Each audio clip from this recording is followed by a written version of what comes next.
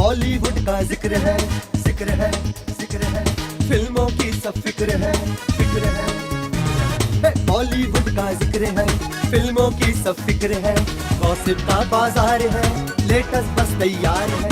नई फिल्म का जायजा लेंगे हम बाकायदा, नई फिल्म का जायजा लेंगे हम बाकायदा। देखेंगे बॉम्बे टॉकीज, बॉम्बे टॉकीज, बॉम्बे टॉकीज, बॉम्बे टॉकीज, बॉम्बे टॉकीज। नमस्कार दोस्तों, एक बार फिर से तहे दिल से स्वागत करते हैं आपके बॉम्बे टॉकीज में, जहां हम आपके लिए पेश करते हैं सिनेमा जगत की कुछ बातें, मधुर गीत और खबरें भी। और मैं सुषमा आज फिर ये सिलसिला लेकर हाजिर हो गई हूँ। बॉम्बे टॉकीज। दोस्तों, आज हमारी फिल्म इंडस्ट्री के राइटर्स और लिरिसिस्ट को सेलिब्रेट करेंगे, जिनके कलम से निकले हुए गीत सिनेमा प्रेमियों के हर जज्बात को छू जाते हैं। शुरुआत करते हैं गुलजार साहब से। गुलजार साहब एक ऐसे राइटर हैं जिन्होंने समय के साथ अपनी शैली को बदला और युवा पीढ़ी को भी उसी तरह छुआ जिस तरह उन्होंने अपने गीतों से 1963 में अपनी पहली फिल्म बंदिनी से ऑडियंस के मन को छुआ था। गुलजार साहब एक वर्सेटाइल राइटर हैं। बच्चों के पॉपुलर सीरीज जंगल बुक के गीत भी उनकी ही रचना है। गुलजार ने हर दौर के इम्पोर्टेंट म्यूजिक डायरेक्टर्स के साथ काम किया। गुलजार साहब ने हर दौर के इम्पोर्टेंट म्यूजिक डायरेक्टर्स के साथ काम किया। सचिन देव बर्मन, सलील चौधरी, मदन मोहन, लक्ष्मीकांत, प्यारे लाल से लेकर राजेश रोशन, अनु मलिक, शंकर एहसान लॉय और AR रहमान के लिए भी उन्होंने बहुत सारे गीत लिखे। और आज के दौर में भी वो सारे गीत, जितने भी गीत थे, सुपरहिट साबित हुए। आपको याद है? जी हाँ, कजरारे कजरारे जैसे खूबसूरत पॉपुलर गीत उन्होंने ही लिखे हैं। ओमकारा फिल्म का आइटम सॉन्ग बीड़ी जलाइले, बंटी और बबली का चुप चुप के, या फिर फिल्म कमीने का वो वाला चार्ट बस्टिंग नंबर ढन टना, जो कि यंग लोगों में यानी कि यूथ में एक पॉपुलर नंबर है। गुलजार साहब के पॉपुलर गीत अभी भी लोगों की जुबान पर है। दिल तो बच्चा है जी, फ्रॉम द मूवी इश्किया, और एक और फिल्म जब तक है जहां, उसके भी गीत उन्होंने ही लिखे।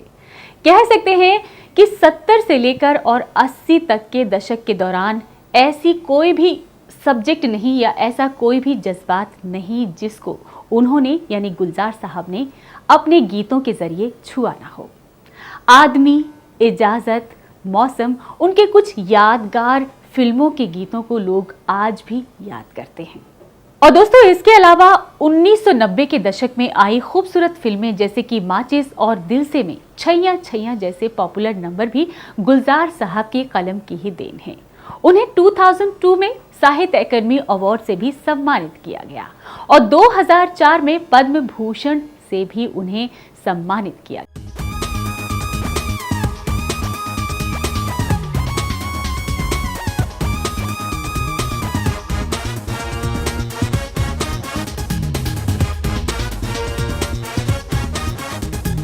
बॉलीवुड का जिक्र है, जिक्र है, जिक्र है, फिल्मों की सब फिक्र है, फिक्र है। बॉलीवुड का जिक्र है, फिल्मों की सब फिक्र है, गॉसिप का बाजार है, लेटेस्ट बस तैयार है। नई फिल्म का जायजा लेंगे हम बाकायदा, नई फिल्म का जायजा लेंगे हम बाकायदा। देखेंगे Bombay Talkies, Bombay Talkies, Bombay Talkies, Bombay Talkies, Bombay Talkies. Welcome back after a musical break. और दोस्तों, ब्रेक में जाने से पहले हम बात कर रहे थे गुलजार साहब की। 81वें एकेडमी अवार्ड्स में गुलजार साहब को ऑस्कर विजयी फिल्म स्लम डॉग मिलेनियर के गीत जय हो के लिए award for best original song AR Rahman के साथ शेयर किया। दोस्तों, कैफी आजमी साहब 20वीं सेंचुरी के ग्रेटेस्ट उर्दू पोइट्स में से एक माने जाते हैं। ज्यादातर उर्दू पोइट्स की तरह उन्होंने भी गजलों से अपने करियर की शुरुआत की। आपको पता है, कैफी आजमी ने महज 11 साल की उम्र में अपनी पहली गजल लिखी थी। दोस्तों, 1942 में जब भारत छोड़ो आंदोलन चल रहा था, तब नौजवान कैफी आजमी ने अपने पर्शियन और उर्दू की पढ़ाई छोड़कर कम्युनिस्ट पार्टी को यानी कम्युनिस्ट पार्टी ऑफ इंडिया के मेंबर बन गए थे। अपने लेखन के लिए उन्हें काफी वाहवाही भी मिली और पहचान भी। छोटी उम्र से ही कैफी आजमी की प्रतिभा लोगों तक पहुंचने लगी थी। शुरुआती दौर में उनकी नज़्में इश्क और मोहब्बत के जज्बातों के इर्द गिर्द ही घूमती थी, मगर कम्युनिस्ट पार्टी ऑफ इंडिया और प्रोग्रेसिव राइटर्स मूवमेंट का हिस्सा बनने के बाद उनके लिखने का जो अंदाज था उसमें थोड़ा बदलाव आया। उनकी पोएट्री में सामाजिक मुद्दों की झलक भी देखने को मिलने लगी। सिनेमा में उनका कंट्रीब्यूशन शुरू हुआ फिल्म बुज़दिल से, जो कि 1952 में आई थी। उन्होंने एक गीतकार और राइटर की हैसियत से सिनेमा में कंट्रीब्यूट किया। उनकी शुरुआती दौर की फिल्में हैं यहूदी की बेटी, परवीन, मिस पंजाब मेल, ईद का चांद, जो कि सभी फिल्में 1956 से लेकर 1958 के बीच रिलीज हुई थी। उनकी सबसे यादगार फिल्म रही थी 1970 में आई चेतन आनंद की हीर रांझा। दोस्तों, हीर रांझा फिल्म कैफी आजमी के लिए इसलिए भी खास थी क्योंकि इस पूरी की पूरी फिल्म में डायलॉग्स पोएट्री के रूप में थे।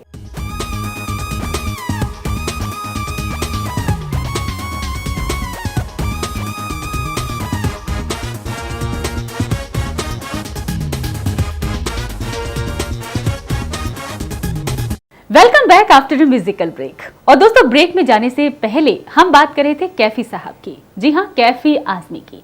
इन्होंने कई बेहतरीन फिल्मों में डायलॉग्स और गीत भी लिखे।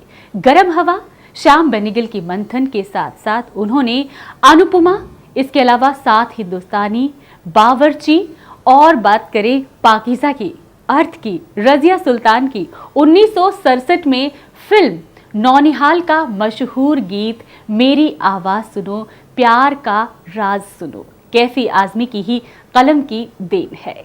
दोस्तों, कैफी आजमी के कलम से लिखे हुए बहुत सारी ऐसी फिल्में हैं, यानी कह सकते हैं कि अनगिनत फिल्मों को अपनी कलम से सजाने के बावजूद भी कैफी आजमी साहब को गुरुदत्त के कागज के फूल इस फिल्म के लिए हमेशा याद किया जाता है।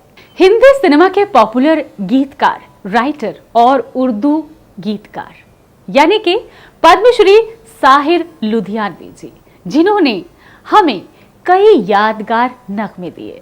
फिल्म संगीत का इतिहास साहिर लुधियानवी के बिना हो ही नहीं सकता, यानी कि वो उनके बिना अधूरा है। साहिर लुधियानवी का जन्म तो हुआ था लुधियाना के एक रईस मुस्लिम परिवार में, लेकिन अब्दुल हई को छोटी सी उम्र में तब बेइंतहा मुश्किलों का सामना करना पड़ा जब उनके ही माता पिता के संबंधों में खटास आ गई। साहिर लुधियानवी को काफी अस्थिरता और गरीबी का सामना करना पड़ा। शायद यही दर्द और गहराई उनके लेखन में छलकती है। कॉलेज में आते आते उनके लेखन में निखार आता गया और शायद हमारे लुधियाना वासी दर्शक जानते हों कि साहिर लुधियानवी सतीश चंद्र धवन कॉलेज के स्टूडेंट थे।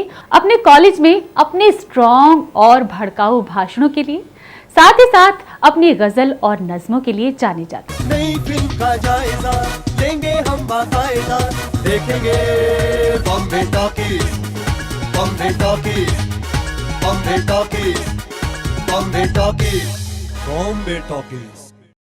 Welcome back after a musical break. और दोस्तों, ब्रेक में जाने से पहले हम बात कर रहे थे साहिर लुधियानवी साहब की। एक किस्से की वजह से उन्हें कॉलेज से बर्खास्त यानी कि निकाल दिया गया था। साहिर अपनी कॉलेज की एक छात्रा के साथ यानी कि एक दोस्त के साथ अपने ही प्रिंसिपल के लॉन में देखे गए थे। दोस्तों, कॉलेज से निकाले जाने के बाद ये आजाद ख्यालात के राइटर लाहौर आ गए और अपनी पहली उर्दू की किताब तलखियां पर काम करना इन्होंने शुरू कर दिया, जो कि 2 साल तक पब्लिशर की तलाश भी करते रहे इस बुक को पब्लिश करने के लिए। उनका जिंदगी का सफर भी यूं ही चलता रहा। लाहौर से दिल्ली और दिल्ली से जब वो मुंबई आ गए तो उन्होंने हिंदी सिनेमा में उन्होंने अपने करियर की शुरुआत करी फिल्म आज़ादी की राह पर से 1949 में। पर आपको बता दें कि उनकी पहचान बनी फिल्म नौजवान से, जिसका म्यूजिक दिया था SD बर्मन साहब ने, और यहीं से एक महान फिल्मी सफर उनका शुरू हो गया।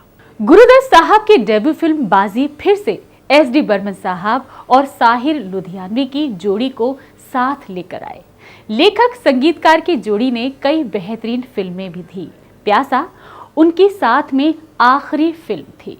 कहा यह भी जाता है कि SD बर्मन साहब इस बात से नाराज थे कि भाई सारा का सारा श्रेय उन्हीं को जाता है। सभी पॉपुलर गीतों का श्रेय ज्यादातर साहिर लुधियानवी को ही मिलने लगा था। दोस्तों, आपको पता है कि साहिर लुधियानवी जी ने कई नए म्यूजिक डायरेक्टर्स के साथ काम करना शुरू कर दिया, जैसे कि रवि, रोशन और खयाम। इनके जैसे कंपोजर्स के साथ भी इन्होंने कई यादगार नगमे दिए। आपको बता दें कि मरते दम तक BR चोपड़ा के भी ये फेवरेट गीतकार रहे हैं। बहुत सारे ऐसे और भी गीतकार हैं जिन्होंने हमारी फिल्म इंडस्ट्री में ऐसे ऐसे गीत लिखे हैं जो कि हमेशा याद किए जाएंगे। इसी तरह से हम आपके लिए खूबसूरत गीतों की बहार भी लेकर आते रहेंगे इसी कार्यक्रम के बॉम्बे टॉकीज। दोस्तों, उम्मीद करते हैं कि बॉम्बे टॉकीज का आज का ये सफर आपको बहुत अच्छा लगा होगा और ये भी उम्मीद करते हैं कि आगे आने वाले एपिसोड्स भी आपको ढेर सारी एंटरटेनमेंट देकर जाएंगे। लेकिन आज का वक्त और इजाजत नहीं देता। आपकी दोस्त फिर मिलेगी आपको इसी प्रोग्राम में। तब तक के लिए यही कहती है कि खुश रहिए, मुस्कुराते रहिए। Take care and bye bye.